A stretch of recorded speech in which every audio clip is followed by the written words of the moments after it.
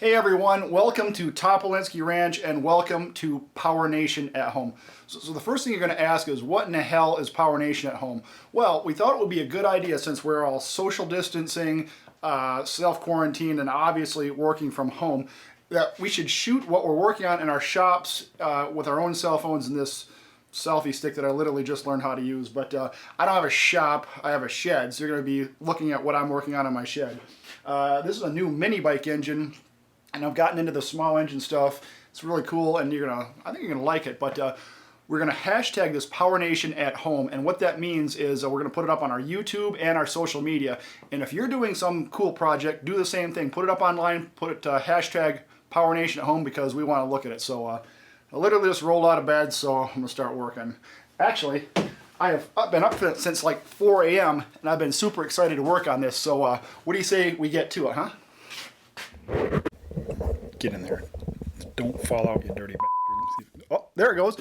All right, this is the block I'll be working on. The parts are pretty special. I got them from EC Carburetors, just out of it's a local place here, and I bought all this stuff to do a real dedicated racing block. I did a Predator 212 earlier, and it was great, but this is a lot racier and a lot more suited for the application.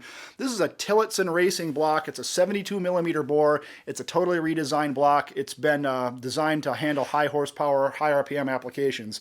Hyper-eutectic piston. This has a forged 58mm stroke crankshaft in it.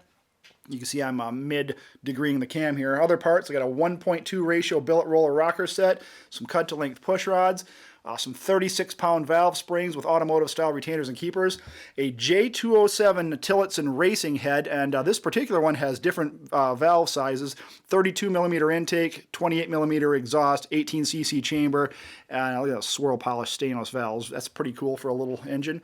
Billet flywheel for timing, accuracy, and safety, racing coil, cover, new plug, a VM22 Mikuni slide carburetor. Here's my snacks. Got some chips and salsa and some ravioli and my coffee. But this is going to be a pretty fun engine to work on, and it will run sometime during this video. And all things being good, I'm going to have it on the bike making some test hits. So let's get to it.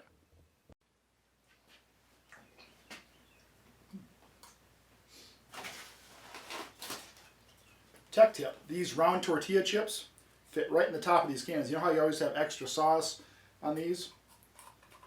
Use it for dipping. Delicious.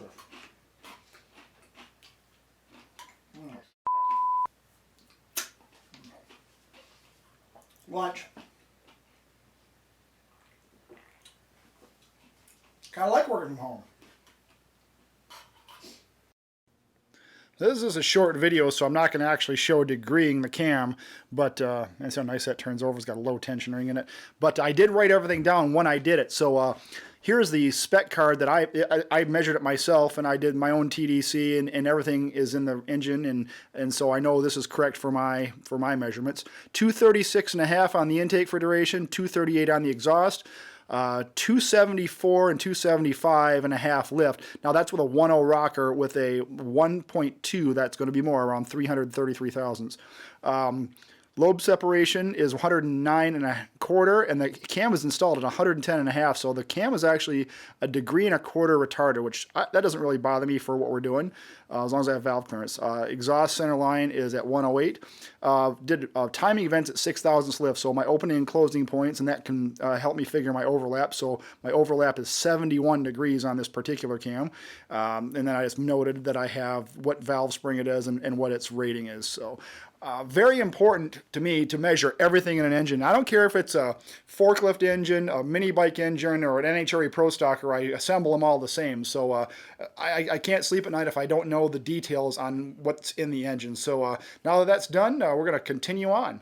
Since the degree wheel is still attached to the engine, I've mocked it up with a cylinder head and valve train to get some other measurements, right? So I need to check the piston to valve clearance, I need to get a push rod length to get my geometry right, and I also need to check the total lift at the valve with this rocker arm. So this is just like an automotive application. I have the degree wheel at 10 degrees after TDC at split overlap, and that'll be the closest that the piston will be to the valve in this application. So I got my gauging set up. I'm going to measure right off the retainer. You can see that, and what I'm going to do is I'm going to lift the valve I'm going to stick a screwdriver very gently in the back of the rocker arm, and I'm going to lift it till the valve barely touches a piston. 156 thousandths for clearance. Now that's a ton for the intake side, so we're in the good. I'm going to switch this over to the exhaust side, put my degree wheel at 10 degrees before TDC on split overlap, and that'll be the closest the exhaust valve will be. So hey, we'll see what happens. We now have the entire setup switched over to the exhaust side, so the degree wheel is on 10 degrees before TDC on split overlap. Let me get this in there. All right, see what we have. Hey, 156, 157. Dang, that's way more than I thought it would actually be. So what does that mean? Well, it means we could put a way bigger cam in it at this point, but that's not what it really means. What it means is mock-up is done. Everything's been checked. I still got to get a push rod length yet, but I'll do that. But we got to get this thing together and get it running because we've got to get it on the bike and do a test hit. All right, it's all back apart and time to get it cleaned up and get it stuck together for real. Now, in the mock-up stage, I did find that the piston was indeed right at zero deck, right on the money. The crankshaft's end play was okay. The rod bearing clearance was good. The bore clearance was good. When you rotated it over, nothing hit and you didn't have to clearance anything. There's nothing worse than having to get an engine all the way almost together and find you have to take it back apart because you overlook something or something doesn't clear. Not in this case. Now this engine has some racier parts in it, so who knows. And this is actually the first one of these that's been built. The people I bought the parts for, they have not even built one yet. This is the first one. This is a 236cc engine, so it has a longer stroke, a bigger bore, so they made the parts to work correctly, but on the first one you never know. So well, time to clean it up, get it together.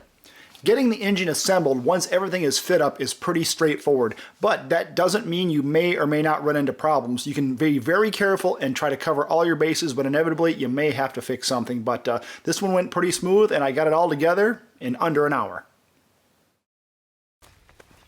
Well, it is an absolutely beautiful day here at the ranch. Blue sky, sunshine, green grass. Oh man, this is beautiful out. My car back there. The apple trees are blossoming. Field is nice and green.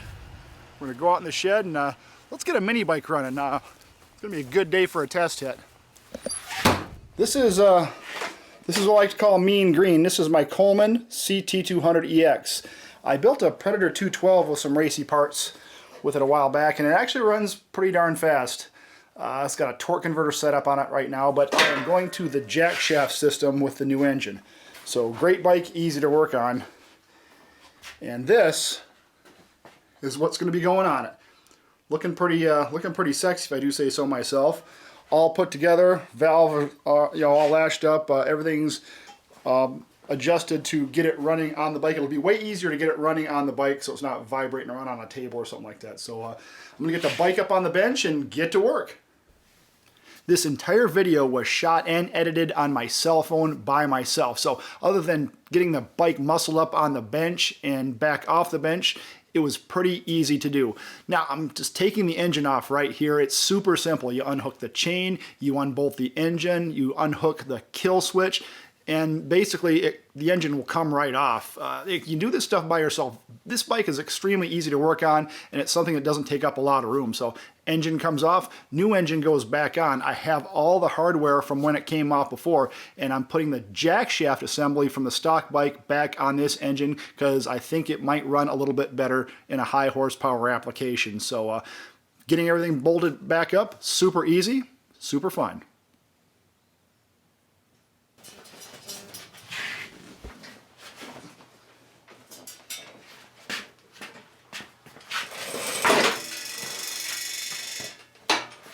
Alright, all I have to do is make a couple of connections and put some fuel in it. We're ready to rock.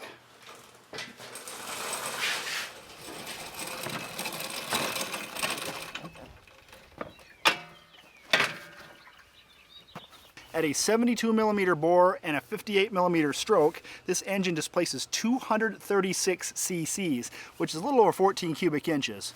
Let's get this sweet-ass thing fired up and let's take her for an easy spin. A moment of truth. Let's see if she'll start up.